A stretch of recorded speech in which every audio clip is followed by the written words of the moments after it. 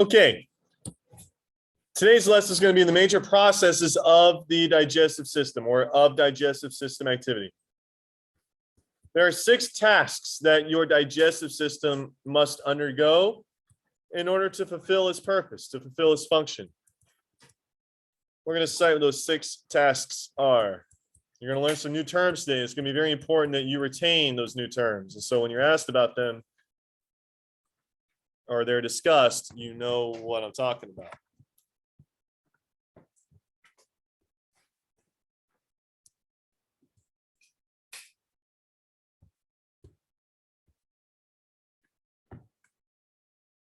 All right. Alex, how does food enter your digestive system? That's right. We call that ingestion. So before I begin, there are 6 tasks that your digestive system is responsible for. Let's get started. Number 1, ingestion. Not indigestion, ingestion. Food enters the digestive tract.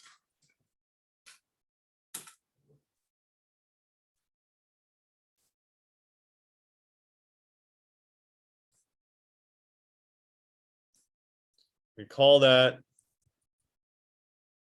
eating. Unless you have a food tube when you're at the hospital trying to give you nourishment, this is how you typically get the food to enter your digestive system, the opening of the digestive system, your mouth. That one was easy. Nothing to it. Number 2, propulsion. Food has to be able to move forward through your entire digestive system and eventually reach the other side, your anus. I'm not talking about the planet, Sebastian. I'm talking about the other end of your digestive system. You got me? Food moves through the entire GI tract. It moves forward.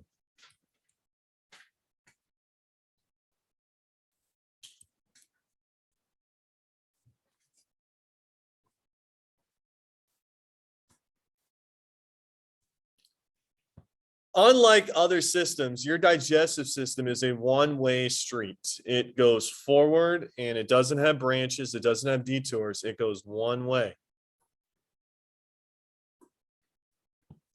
Well, there's 2 acts of muscle contraction that you actually control. You do control swallowing. When you swallow food or swallow liquid, you control it.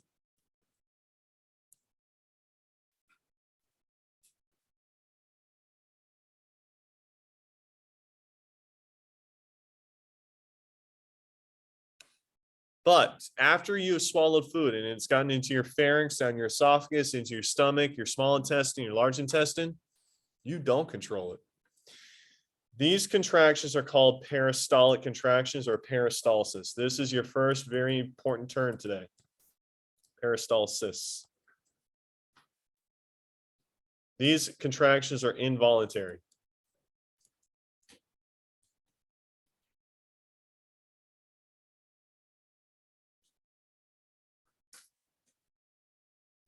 You can also call them peristaltic contractions.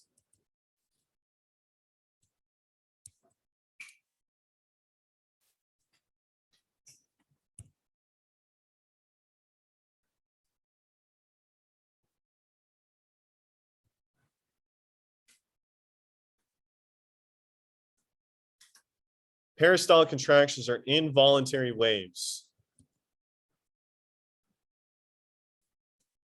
of contractions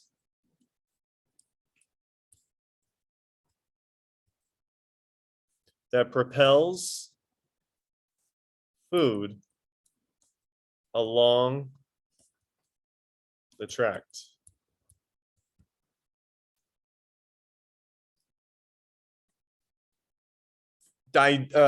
Digestion is not dependent on gravity. We all know that your mouth is the highest point on your body that is part of your digestive system, and your anus is the lowest part of your body. You might think, well, gravity forces things down. No, it doesn't. Gravity has nothing to do with digestion. Gravity does affect other parts of your body, like your circulation, but not digestion. And I'm going to prove that to you here in a little bit. But when you are swallowing food, I'm going to diagram your esophagus. Here is your esophagus.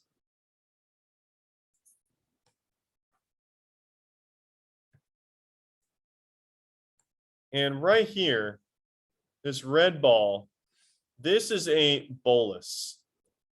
A bolus is basically like a ball of food, something like a ball of Cheetos or a ball of turkey or mashed potatoes or some sort of ingestible material. And right behind it, you see that the esophagus is squeezing. This contraction is peristalsis. And this contraction will push the food down your esophagus until it reaches your stomach. Your stomach performs peristalsis and it forces food into your intestines. And then your intestines push the food forward, all 16 to 20 feet of it, to your large intestine. And then your large intestine pushes the food out of your body. If you've ever seen people, you don't need to draw this next part, but if you've ever seen a cake like this, and if you go to a bakery, what they have is this big bag, this bag full of icing. And at the end of the bag is a little nozzle. And they have different fittings. If you want to make like a little flower out of icing on the cake, you have a larger opening on the nozzle. If you want to have writing like happy graduation, hurt Emma, you want to actually write that in letters. And so what they have is, if they're a righty, like most of you write with your right hand, they have the bag in their left hand. They have the nozzle in their right hand, and they're actually writing, HAPPY space BIRTHDAY. They're actually writing that on the cake. Well, when you're squeezing it, that's like the peristaltic contraction. And the icing coming out is just like the food moving forward. That is peristalsis. I don't have time to show you today, but I'll be showing you videos of this so you can actually get that visual in your mind of just food being pushed forward. Another example is when you're trying to force toothpaste out of the tube. If you have a little bit of toothpaste at the bottom of the tube, you squeeze it forward, that's also like peristalsis. And you can have multiple boluses in your mouth or your intestines, and there you have multiple peristaltic contractions. It's not just one at a time.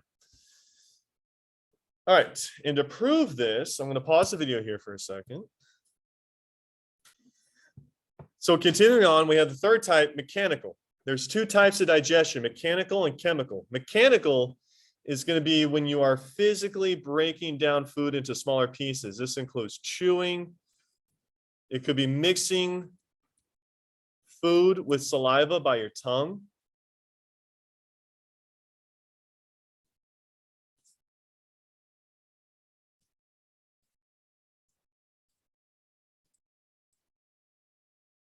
And also your stomach is churning. It's like a little earthquake inside your stomach. It's churning.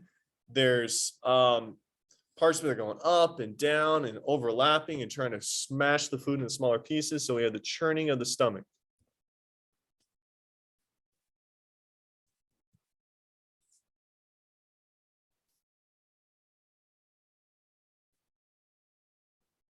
Again, we'll do chemical digestion during the next class where all the different enzymes. I'll give you a little teaser. Tomorrow, I'm going to have enough crackers for everybody. If you want one, you don't have to stand there in your head. I'm just going to give you a free cracker. But here's the catch. You can't chew it. How long do you think that cracker would stay in your mouth if you had no saliva? For years. But because you have saliva, how long do you think that cracker is going to last? A couple minutes. That's chemical digestion. We'll get into that tomorrow. I don't want to give too much of it away. All right, number 4. We have digestion.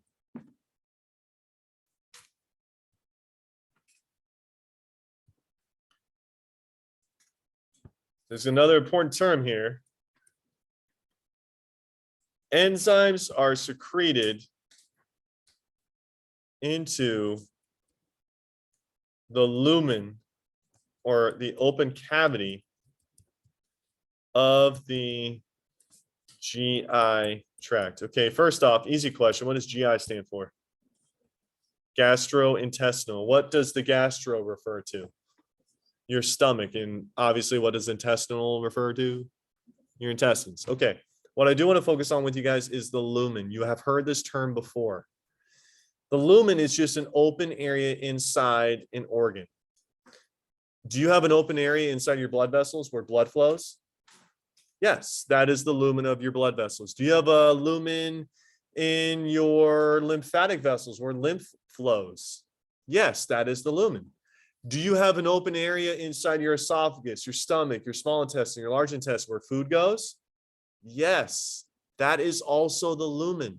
And in the next unit, when we get to the urinary system, do you have a pathway for urine that goes through your urinary system to exit your body? Yes, that is also the lumen. So the lumen is just basically an open area. This hallway behind me, where kids go back and forth, that is also a lumen. So the lumen is just a cavity, and in the GI tract, the lumen is where your food goes, but also your digestive enzymes kind of leak into it and breaks food down. The whole purpose of this is for food molecules to be broken down from bigger particles to smaller particles.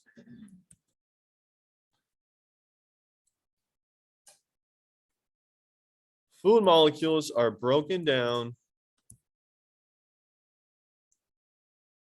to their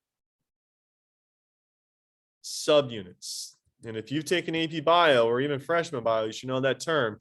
What is the term for the subunits of a larger molecule? Atoms is not it. Monomers. So what do you call the structure that is made when a bunch of monomers come together to form a big structure? A polymer. If an individual Lego is a monomer, then the Lego pirate ship or the Lego spaceship, that's going to be the polymer. If my entire ceiling is a polymer, what are the monomers? The individual ceiling tiles. That's right. Now, here's another term. What form of metabolism is this where you go from big, you break it down to small? Do any of you, especially former AP Bio students, know that? Catabolism. This is known as catabolism. Catabolism is about breaking down large to small. What's the opposite of catabolism? Anabolism. You don't need to write that one down. And I have a here. I'll teach you guys you will be getting kind of like an AP Bio lesson tomorrow. Do any of you know the wrestler Hulk Hogan? Okay, he's, what you're gonna do, brother? He's actually from Tampa. He went to Robinson High, and he allegedly took anabolic steroids in the 80s, as did other wrestlers, allegedly. Would one want to take anabolic steroids to get bigger or smaller? Bigger. So the way I remember this is, anabolic steroids, anabolism, is basically going from small to big. So what's the opposite of anabolism? Catabolism. And what's the opposite of small to big? Big to small. So that's how I remember it. Keep that in mind. So you got catabolism, you got monomers, polymers too, and lumen. Okay. All right, 4 down, 2 to go. Number 5, absorption.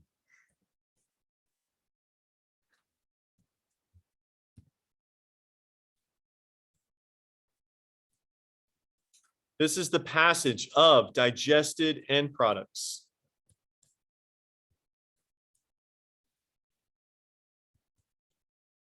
from the lumen of the GI tract. Amara, can you close the door? To the blood.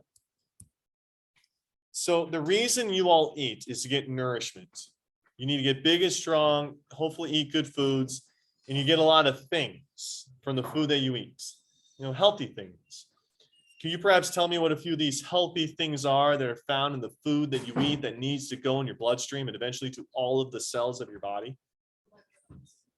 Electrolytes are one, but more with food. Electrolytes are typically something with like liquid. Nutrients. Let's start. Okay, let's break down the term nutrients. I'll get you started. Some of these include vitamins. What else do you need? Carbs. What else? I heard fats. What are the monomers of fats? Lipids are the polymer. What are fats made of? Triglyceride is a lipid. What a triglyceride is a polymer. What is a polymer made of? Like a triglyceride. What is it made of? Fatty acids. That's what I was looking for. What else do you need in your diet that your cells require to function? What are the monomers of a protein? Amino acids.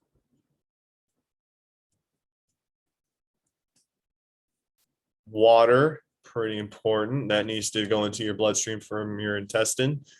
And we'll finish off with just minerals. So these are things that you do need to get from your the food that you eat. If you eat food that's very high in protein, you're going to have a lot of protein circulating through your blood. If you eat something that's very high in fat, you're going to have a lot of fat circulating through your blood. If you eat something that has a lot of sugar, you're going to have a lot of sugar circulating through your blood. And just like oxygen gets delivered to all of your cells, all of this gets delivered to all of your cells. So when we were watching, for instance, the heart attack grill, all that fat those people were eating is going to circulate through their entire cardiovascular system and get delivered to their entire body. It goes everywhere. And then finally, that gets me to number 6, defecation.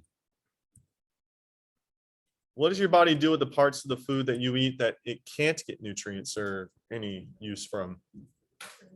You get rid of it. Well, that's a nice way to put it, Miss America. Can you be more specific?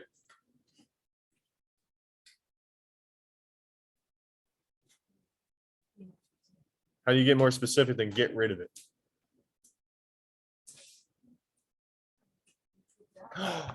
You poop it out. That was. You eliminate indigestible substances from the body via the anus. And this is known as feces, stool, poop, caca, all that stuff.